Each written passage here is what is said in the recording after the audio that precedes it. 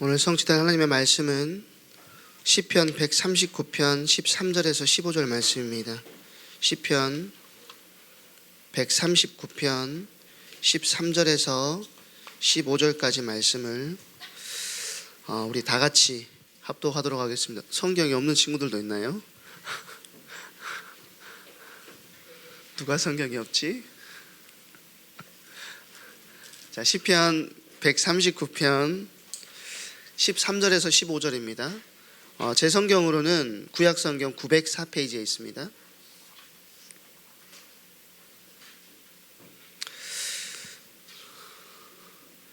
우리 다 같이 합독하도록 하겠습니다. 주께서 내 내장을 지으시며 나의 모태에서 나를 만드셨나이다. 내가 주께 감사하옴은 나를 지으심이 심히 기묘하심이라. 주께서 하시는 일이 기이함을 내 영혼이 잘 아나이다. 내가 은밀한 데서 지음을 받고 땅의 깊은 곳에서 기이하게 지음을 받은 때에 나의 형체가 주의 앞에 숨겨지지 못하였나이다. 아멘. 오늘 하나님의 걸작품이라는 제목으로 함께 말씀 나누도록 하겠습니다. 사무엘상 17장에 보면 이스라엘 군대를 모욕하는 골리앗이 등장을 합니다. 골리앗 키가 어느 정도 되는지 혹시 여러분 아세요? 우리나라에도 테크노 골리앗 있잖아요. 근데 그 서장훈 키가 2m가 넘는데 그 서장훈 옆에 그 농구하는 친구, 더 큰 친구 있잖아요. 승진, 원승진? 모르겠어요. 아무튼 그 승진이라는 친구 옆에 서니까 거의 서장훈이 엄청 작게 보이더라고요. 근데 서장훈이 2m가 조금 넘는데, 근데 제가 무슨 말씀을 드리려고 이 말을 하냐면, 골리앗은 6척이 넘는다고 성경이 기록하고 있거든요. 6척이면 3m가 조금 넘습니다. 근데 얼마나 크고 장대했는지, 하나님이 함께 하시는 군대잖아요. 이스라엘 군대가 두려워서 떨어요. 신학기에 여러분의 현장 속에 여러분이 느끼는 여러 가지 감정이 이 두려움의 감정이 될 수도 있다라고 저는 생각을 합니다. 특별하게 중등부에서 이제 고등학교 새로운 학교로 들어가는 친구들 같은 경우는 그게 더 크겠죠. 저 같은 경우는 한 6개월 정도 정신을 못 차리고 살았으니까 다 이해하고 당연하다고 생각합니다. 그렇지만 하나님께서 여러분을 어떤 존재로 만드셨는지를 기억한다면 그 속에서도, 그 두려움의 상황 속에서도 흔들리지 않을 이유가 생길 수가 있습니다. 하나님은 여러분을 골리앗 같은 거인마저 쓰러뜨릴 수 있는 승리자로 세우셨어요. 하나님이 여러분을 승리자로 세우셨다라는 거예요. 여러분이 이와 같이 되도록 하나님께서 여러분을 밀어붙이실 것입니다. 중요한 것은 자꾸 여러분의 생각과 마음을 속이는 원수의 거짓말에 귀를 닫고 하나님이 보고 계신 나를 찾는 것, 그게 너무나도 중요하다는 것이죠. 하나님의 자녀인 우리가 세상에서 살아갈 때 가장 위험한 것 중에 하나가 뭐냐면, 우리 집사님 기도하셨던 것처럼 세상을 닮아가는 세속화입니다. 에베소서 2장 2절은 이거를 뭐라고 이야기하냐면, 세상 풍속을 쫓고 공중의 권세 잡은 자를 따랐다라고 이야기를 해요. 우리는 예수를 주로 시인했을 때 하나님의 자녀가 됐고, 세상에 속한 자가 아니라 어디 속한 자가 됐냐? 하나님께 속한 자가 됐어요. 하나님께서는 하나님의 자녀들을 세상 속에서 분리시키지 않으셨어요. 하나님의 자녀들을 아예 그냥 너네 따로 살아, 너네만의 공동체를 만들고 너네만의 사회를 만들어서 따로 살아, 이렇게 하신 것이 아니고 세상 속에서 살도록 하셨다라는 것입니다. 만약에 우리를 분리시키셨다면 수도원 같은 곳에 들어가 가지고 살아야 되겠죠. 그런데 하나님께서는 저와 여러분을 세상 속에서 분리시키지 않았지만 구별된 존재로 부르셨어요. 세상 속에서 분리시키지 않았다는 말은 세상 안에 있으면서 세상 가운데 빛과 소금의 역할을 감당하기를 하나님께서 원하셨다라는 것이죠. 그래서 세상에 들어가 살면서 세상을 따라가는 것이 아니고 세상을 살리고 세상을 변화시키는 일에 우리를 부르셨습니다. 근데 우리가 세상에 속해 있고 세상에 속한 자는 아니지만 하나님께 속했지만 육신은 세상 가운데 살기 때문에 세상 안에 살면서 세상을 따라가지 않고 그들을 살리는 일이 사실은 쉽지 않은 일이 된다는 거예요.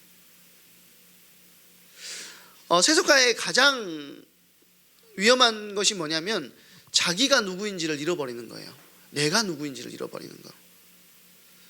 하나님께서 저와 여러분을 오늘 본문에도 나왔지만 내가 모태에 있을 때 내 내장을 지으셨다.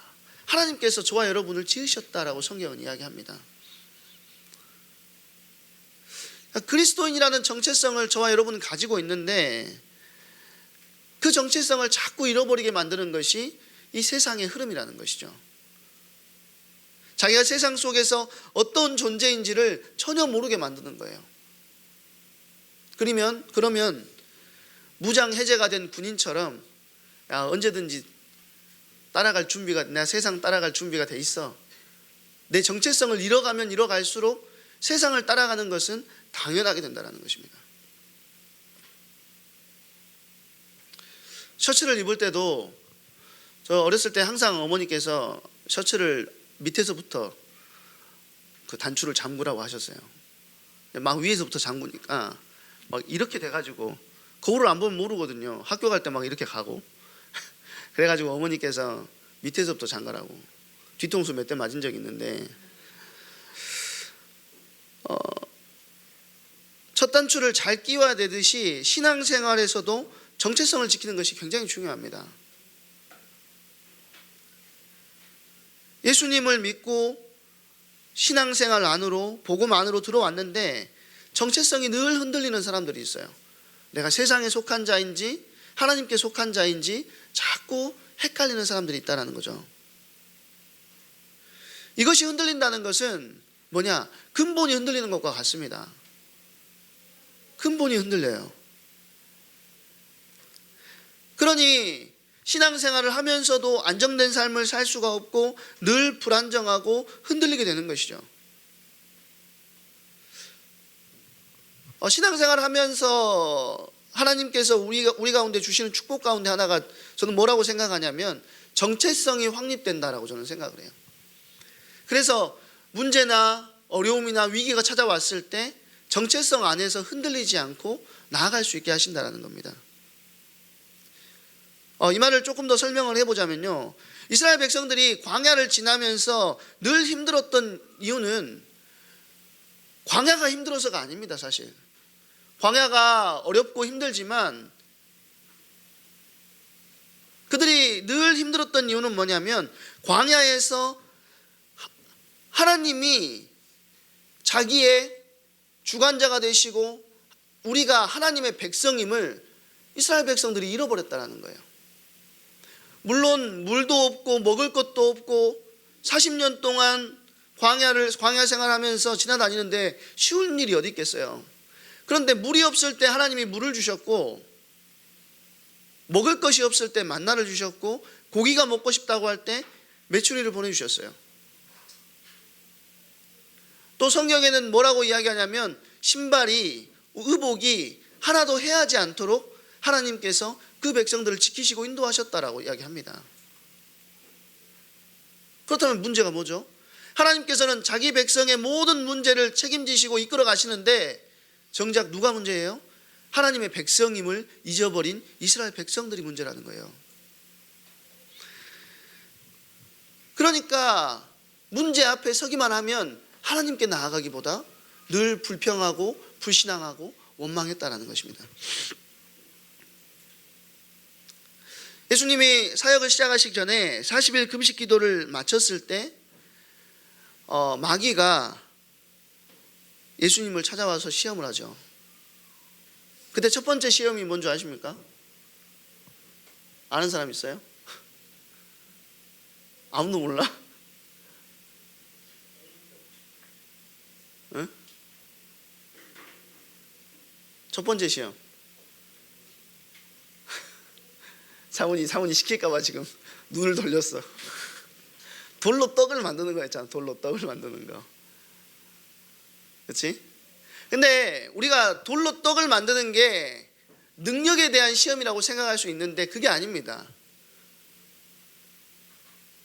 그 앞에 단서를 다는데요. 어떤 단서를 다냐면 네가 만일 하나님의 아들이거든 돌로 떡을 만들어라, 그렇게 이야기해요. 그 말은 무슨 말이냐면 정체성에 관한 시험이라는 거예요. 네가 진짜 하나님의 아들 맞아? 그럼 이거 한번 해봐 라고 이야기하는 겁니다. 예수님의 존재, 예수님의 정체성을 건드린다는 것이죠. 마찬가지입니다. 저와 여러분이 세상 가운데 들어가게 될 때, 세상에서 새로운 신학기를 시작하게 될 때 사단은 무엇을 건드리냐면 여러분의 정체성을 건드린다는 거예요. 네가 정말로 하나님의 백성, 하나님의 자녀, 그리스도인 맞아? 라고 하면서 사단은 여러분을 건든다는 것입니다. 세상이 여러분을 건드는 가장 중요한 것 중에 하나는 뭐냐면 우리가 누군가를 평가할 때 어떻게 평가를 하냐면 그가 한 일에 초점을 맞출 때가 많습니다. 그렇죠? 그 사람이 얼마나 유능한가, 그 사람이 얼마나 뭔가를 잘하는가, 뭔가를 이뤘는가에 대해서 초점을 맞출 때가 많아요. 세상은 어떻게 사람을 평가하냐면 그 사람의 능력을 보는 것입니다. 그렇죠? 그런데 성경적인 관점은 능력을 보시지 않아요. 능력을 먼저 보는 게 아니고 무엇을 잘했느냐가 아니라 네가 누구냐라는 거예요. 하나님께서 여러분을 부르실 때 여러분의 능력을 부르는 게 아니고 네가 누구냐라고 물어보는 거예요.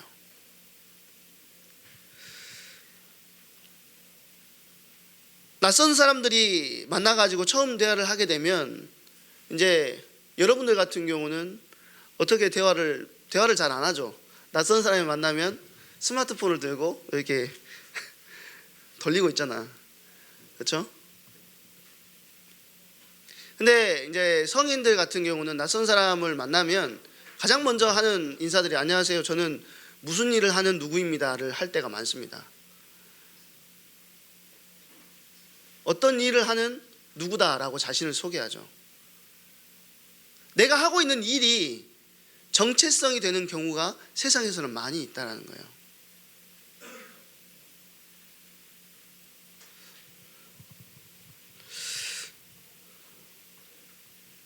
근데 여러분들이 만약에 나중에 이루게 될 직업이 여러분의 정체성이 된다면 그 직업이 있다가도 없을 수 있고 없다가도 있을 수 있는 거거든요. 근데 만약에 한번 생각해 봅시다. 그것이 나의 정체성이었어요. 대기업을 다니고 있는 나의 모습이 내 정체성이다. 좋은 학교를 다니고 있는 나의 모습이 내 정체성이다. 좋은 대학을 간 나의 모습이 나의 정체성이다. 그게 정체성이 되면 그게 없어지게 될 경우에 여러분의 인생은요 무너지게 되는 겁니다. 그래서 대기업을 다니다가 은퇴를 하신 분들이 힘들어하는 이유가 거기 있는 거예요.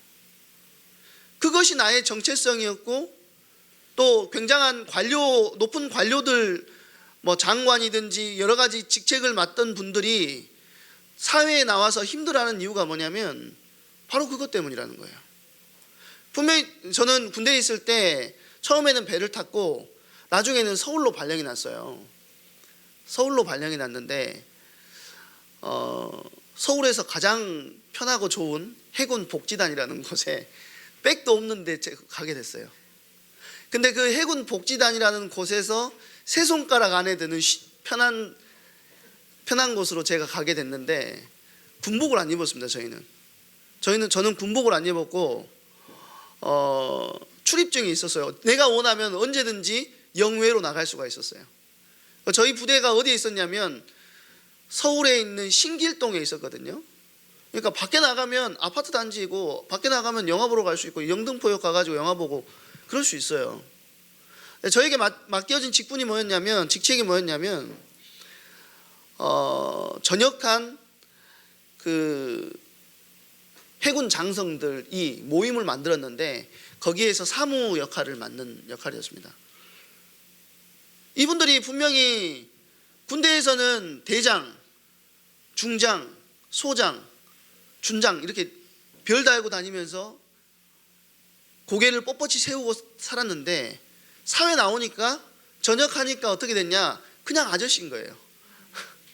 아저씨, 다른 사람들이 아저씨 부르고, 이분들이 정체성이 완전히 무너져 버리는 거죠.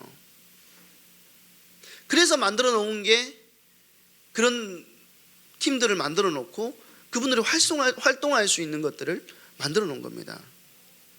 제가 무슨 말씀을 드리려고 하냐면, 사회에서 이룬 것들, 여러분들이 굉장히 좋은 직장을 가거나 좋은 대학을 가거나 그것이 여러분의 정체성은 될 수 없다라는 것이죠. 그러면 우리의 정체성을 어디에서 찾아볼 수 있냐면, 우리의 정체성의 근거가 우리가 소유한 것이나 우리가 하고 있는 것이 아니라, 지난주에 제가 에베소서 2장을 제대로 끝내지 못해가지고 오늘까지 좀 끌고 왔는데요. 에베소서 2장 10절에 보면 우리는 그가 만드신 바다 그랬어요. 한글 성경에 보면 그냥 하나님이 만드셨구나 이렇게만 되어 있어요. 그렇죠? 한글 성경에 보면 하나님이 만드셨구나 이렇게 되어 있어요. 근데 영어 성경으로 번역되어 있는 것들을 보면 우리를 뭐라고 이야기하냐면 걸작품이라고 이야기를 하고 마스터피스라고 이야기하고, 헬라어로는 그거를 뭐로 적어놨냐면 우리는 하나님의 포이에마다 이렇게 적어놨습니다. 포이에마가 뭐냐면 여기에서 나온 단어가 포임이라는 단어예요. 포임이 뭐죠? 고등학생들 포임 몰라? 내가 발음이 이상한 거예요. 포임, 시잖아요. 시. 예? 우리는 하나님의 포이에마인데, 우리는 하나님의 걸작품이고 마스터피스고 포이에마인데, 하나님께서 저와 여러분을 만드실 때 어떻게 만드셨냐면 그냥 공장에서 공산물 찍어내듯이 대충 만드신 게 아니라는 거예요. 여러분을 그냥 만드시지 않았다라는 것입니다. 여러분 시를 혹시 써보신 적 있습니까? 시를 써봤을 거예요. 근데 시를 쓸 때 저는 이제 그 메시지를 하게 되면 처음부터 끝까지 이렇게 다 적어가지고 오거든요. 왜 적어가지고 오냐면 자꾸 시간이 길어진다고 하니까, 이거대로만 하면 사실은 20분 안에 끝낼 수 있는데 자꾸 제가 단서를 달아가지고 길어지는 거예요, 사실. 근데 산문을 쓸 때는 단어를 그렇게 깊게 생각하지 않습니다. 그렇죠? 산문을 쓸 때는 술술 넘어가요. 근데 시를 쓸 때는 어떤 단어를 쓰는가가 굉장히 중요한 겁니다. 굉장히 중요해요. 여러분을 하나님께서 뿅 만들어가지고 이렇게 하신 것이 아니고, 하나님께서 여러분의 생각, 여러분의 마음, 여러분의 모든 것들을 창조하실 때 인간이 창조하는 최고의 창조물 시를 쓰는 것처럼 엄청나게 고심하시면서 여러분의 인생을 만드셨다라는 거예요. 여러분 자신을 봤을 때 나 왜 이렇게 안 되지? 나 왜 이렇게 부족하지? 나 왜 이렇게 연약하지? 나는 제대로 되는 게 왜 이렇게 없지? 라고 생각할 수 있습니다. 저도 그랬으니까요. 키라도 좀 컸으면 좋겠는데 키도 작아. 짜증이 막 나는 거예요. 잘하는 건 하나도 없는데 외모도 별로야. 키도 작고. 좀 외모라도 크면 뭐 여자친구도 사귀고 할 건데.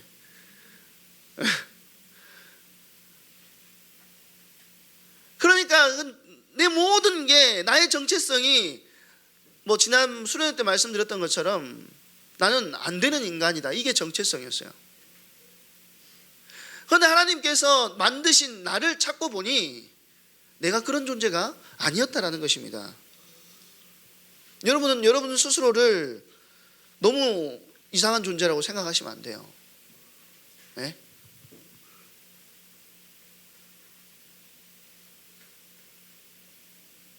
그러면 우리가 하나님께서 만드셨는데, 하나님께서 우리를 만드심과 동시에 우리의 정체성의 근본을 어디에서 찾을 수 있냐면, 바울은 우리의 존재를 어디에서 찾았냐면 그리스도 안에서 찾았습니다. 사도 바울이 신약 성경을 굉장히 많이 썼는데 거기에서 가장 많이 쓰는 단어가 뭔지 알아요? 그리스도 안에서라는 단어입니다. 그 문구를 가장 많이 써요. 엔토 크리스토스, 인 크라이스트. 그거를 굉장히 많이 씁니다. 왜요? 우리가 어디에서 우리의 존재 자체를 발견할 수 있냐면 그리스도 안에서 우리의 존재, 우리의 모든 것들을 발견할 수 있기 때문이라는 것이죠. 요한복음 15장에 있는 포도나무와 가지의 비유에서 잘 알 수 있듯이, 우리는 사실 포도나무하고 가지는요 뗄 수 없는 존재예요. 가지 혼자 있을 수가 있습니까? 그렇지 않아요. 포도나무하고 가지는 뗄래야 뗄 수 없는 관계 속에 있는데, 여러분 스스로의 존재가 아니라 그분 안에 있을 때 여러분의 존재가 분명해진다는 거예요. 그리스도 안에 있을 때 포도나무 가지가 포도나무에 붙어 있을 때 그 존재가 분명해지는 것처럼, 여러분이 그리스도 안에 있을 때 여러분의 정체성이 더 분명해지고 그 정체성 안에서 세상과 영적 싸움 싸울 수 있다는 것입니다.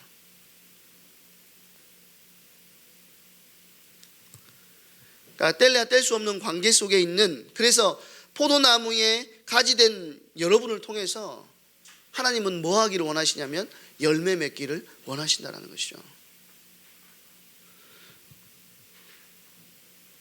그 포도나무와 가지가 분리될 수 없는 존재, 그 풍성함이 우리 삶에 흘러나오는 그것이 우리 정체성입니다.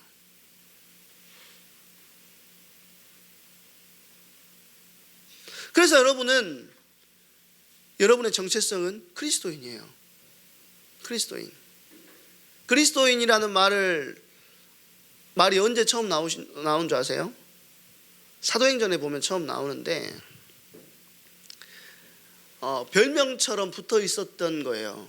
비아냥거리면서 소동을 일으키니까, 그리스도인들이 가는 곳마다 소동이 일어나니까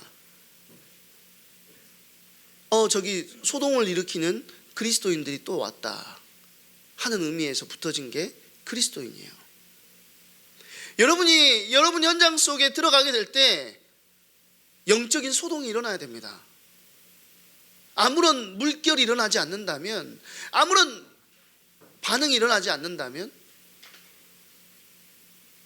안 된다라는 것이죠. 어떤 소동을 말하는 거예요? 예수 전당 불신지요, 이거 선포하고 다니라는 말입니까? 아니에요. 여러분의 현장 속에서 일어나야 될 소동은 여러분이 빛을 가지고 있기 때문에 여러분이 그것에 있는 곳만으로도 빛이 비춰지는 것입니다. 여러분 스스로를 아무것도 아닌 존재라고 생각하지 마세요. 여러분은 빛의 자녀고 빛을 가진 자고 하나님의 걸작품이고 하나님의 포에마예요. 제 친구 중에 한 명은요, 별명이 잠충이었어요. 고등학교 1학년 때부터 3학년 때까지 수업 시간마다 잠만 자니까 선생님들도 얘를 포기했어요. 얘는 뭐 하길래 수업 시간에 잠만 자냐. 그 당시에 스타크래프트가 엄청 잘 나갔잖아요. 준 프로였어요. 프로를 향해서 가기 위해서 했는데 결국에는 너무 잘하는 애들이 많기 때문에 그 친구하고 3대1로 붙었는데 저희가 졌거든요. 제가 못하기도 했지만 엄청 잘해요. 그러니까 학교에서는 늘 야, 저 잠충이 냈더라고. 선생님들도 포기했어요. 근데 얘가 고3 때 마지막에 좀 정신 차려가지고 어디를 갔냐면 용인대학교를 갔어요. 용인대학교. 잘 간 거잖아요. 야, 잘 갔다. 근데 이제 그 다음에 광주에서 만나는데 재수를 하고 있다는 거예요. 학교를 그만뒀대요. 그래? 그러면 공부 열심히 해가지고 내년에 또 같이 만날 때 이야기해 주라고. 어디를 갔냐면 뭐 인제대학교인가 어디에 있는 의대를 들어갔어요. 1년 만에. 근데 그 다음에 또 그만둔 거예요. 얘가. 야, 미친놈아, 너 의대를 왜 그만뒀냐. 그랬더니 내 길이 아닌 것 같다. 공부를 또 하기 시작하는 거예요. 마지막에는 어디 갔냐면 서울대 수학과를 갔어요. 그러면 어떤 게 자기 정체성입니까? 잠충이가 걔의 정체성이에요? 네? 용인대 들어간 게 그 친구의 정체성이에요? 의대 들어간 게 그 친구의 정체성이에요? 서울대 수학과 간 게 그 친구의 정체성이에요? 심지어 그 뒷이야기 해줄까요? 서울대 수학과를 1년 만에 그만뒀어요. 그리고 생업전선에 뛰어들었어요. 서울대라는 명함을 가지고 뭐 하기 시작했냐면 과외를 하기 시작했어요. 과외하니까 너무 돈이 많이 벌리니까 그것만 하고 다니는 거예요. 이제 지금 연락이 안 되는데 그 친구의 정체성은 뭡니까? 과외 선생이 그 친구의 정체성입니까? 너무 많은 여러분들이 너무 생각이 한 곳에만 몰려 있을 때가 많다라는 거예요. 아닙니다. 하나님께서 여러분을 부르셨을 때는 여러분의 존재 자체를 사랑하시고 여러분을 하나님의 자녀로 부르셨어요. 여러분을 기뻐하시고 여러분을 즐거워하셨다라는 것이죠. 여러분이 뭐 이제 고3 돼가지고 또 시험을 치를 분들도 있고 또 수시 맞죠? 수시로 뭐 했는데 안 될 수도 있어요. 그거 떨어졌다고 해서 나라는 존재가 바뀌는 게 아닙니다. 예?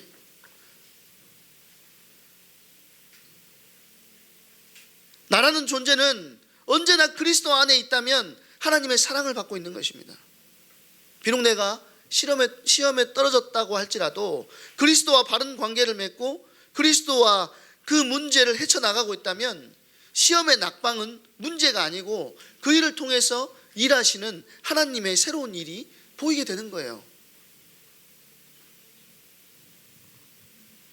왜냐하면 우리 안에서 착한 일을 시작하신 이가 그리스도이기 때문입니다. 여러분은 완성된 존재가 아니에요. 그럼 박광주 목사는 완성된 존재입니까? 아니에요. 저도 마찬가지예요. 저도 만들어지고 있는 과정 속에 있어요. 우리를 그리스도 안에서 만들어가고 있는데 지금의 내 모습을 보고 나는 왜 이렇지? 이제 그 생각 그만했으면 좋겠어요. 비록 연약하고 여러분 부족하지만 여러분의 수준을 보면서 우울해야 될 필요가 없습니다. 사도 바울이 뭐라고 이야기했냐면 항상 기뻐해라. 쉬지 말고 기도해라. 범사에 감사해라. 가능한 일입니까? 가능해요? 항상 기뻐하는 거 가능해? 쉬지 말고 기도해라 가능해요? 범사에 감사하라 가능해요?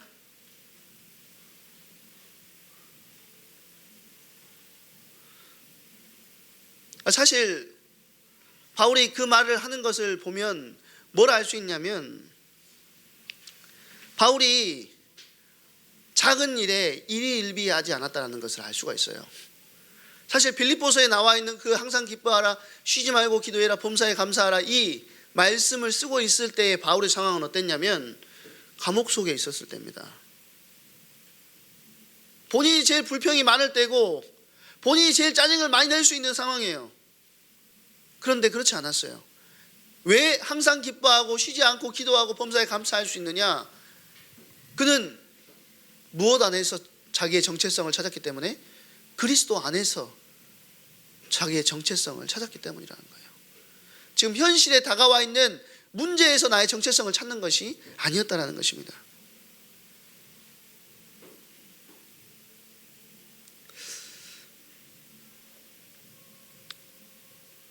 다른 부서에서 찬양을 하면서 빨리 끝내라고 저에게 말을 하네요.